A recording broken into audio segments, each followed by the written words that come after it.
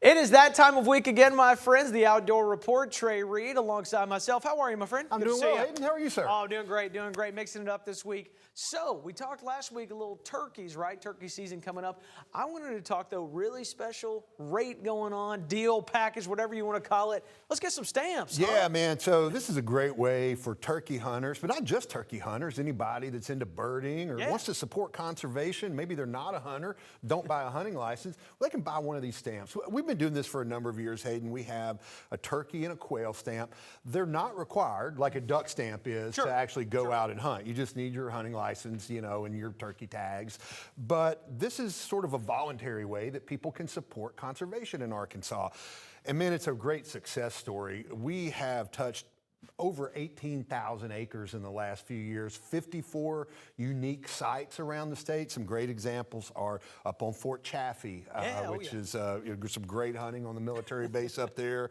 A number of other areas around the state where we have done some timber thinning, prescribed fire, really restoring these habitats to the really pre-settlement conditions. And that's kind of what we're all about. Let's get it as natural as it was before man started to manipulate this. I mean, come on, it's our state, baby, natural state. The natural state. We're trying to make it more natural. Yeah. So anyway, if you're a turkey hunter or a quail hunter, these stamps are $9.50. And the great thing, Hayden, is we work with partners like National Wild Turkey Federation, Quail Forever, many others, and we can like leverage those funds and get matches. So that $9.50 becomes like $35, $40. Oh yeah. And then that multiplier effect allows us to do a lot of really important habitat work. And here's the catch. It's not just benefiting quail and turkeys.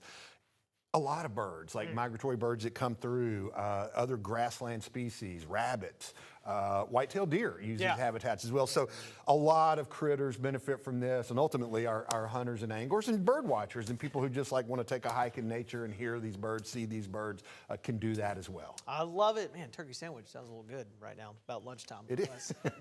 Speaking of which, eating, festivities, all that good stuff, I want to introduce you to a little thing called Taste of the Wild, by the way. And if you are over 21, by the way, libations included. That's right, Aiden. So this is our second time to do Taste of the Wild. We've done other culinary events in the past, but kind of a more structured approach to it. We're working with the Pulaski Tech Culinary Arts Institute, and that's where the event will take place, April 23rd. I believe doors open at 5 or 5:30, and dinner's like 6. AGFC.com, you can get the details. I'm sketchy on them right now. Check that Facebook. Yeah, absolutely. But so essentially what it is, we have some of our specialists. We have some folks in our education division that do culinary like instruction at some of our nature centers, and so they'll be leading this along with some of the chefs in training at Pulaski Tech. Oh, heck yeah. And there'll be a number of dishes that are served, and you'll have an opportunity to kind of see how it's prepared, how the game is cleaned and prepared for the table, and then how it's cooked. You mentioned libations. You do have to be 21 or over to attend this because there is a cocktail component. Some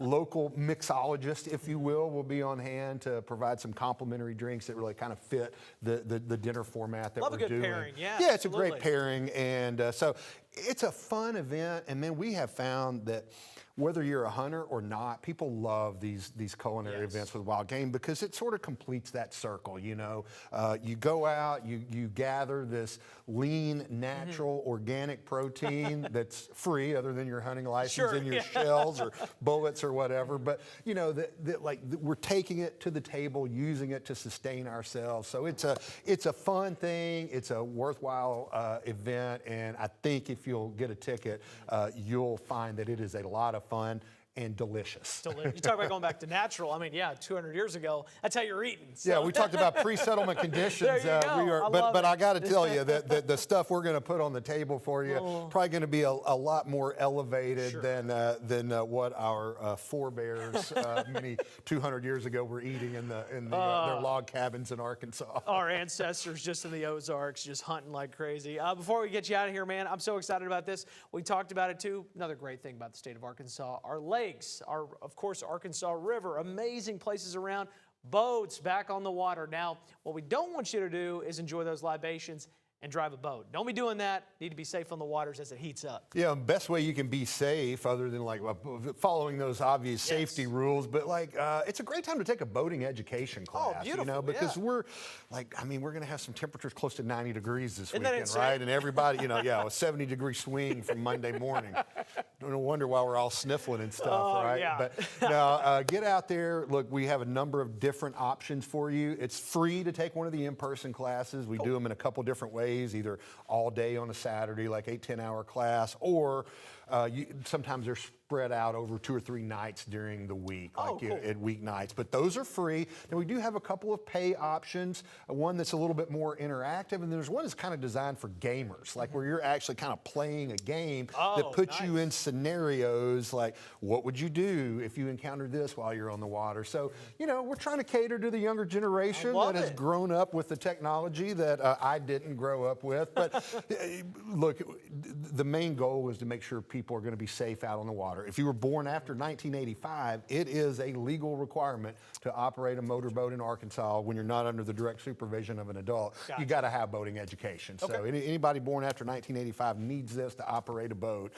You've got your boating ed. Do you have it yet? I do not. Well, we're going to get you signed up right away. I might even take the class with you. Let's How about do it. that? Let's do it. Great, yeah. But anyway, yeah, a lot of options. agfc.com. You'll see like where in-person classes are. You can get those links to the paid online courses if you want to go a different route. I love it. So now, double meaning at Game and Fish. You guys are doubling up. Game out there that we can hunt and take home, and game we can actually play, get in our boating license. That's right. I love that. I like it. That's what I do. That's what I do here. Good to see you, sir. Thank you, Hayden. Thank you as always. Hey, listen, we're off next week for spring break. We're going to enjoy some time with some family. We'll see you 2 weeks on the Outdoor Report.